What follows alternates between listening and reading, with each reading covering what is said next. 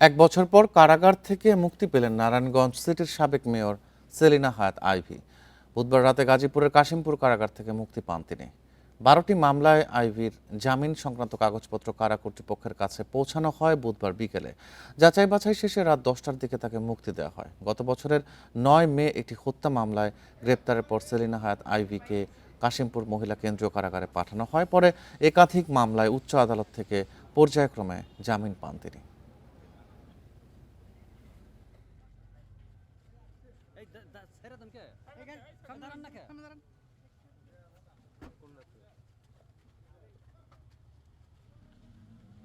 রাষ্ট্রপক্ষ জামিনের আদেশ স্থগিত করার জন্য চেম্বার জজে যায়।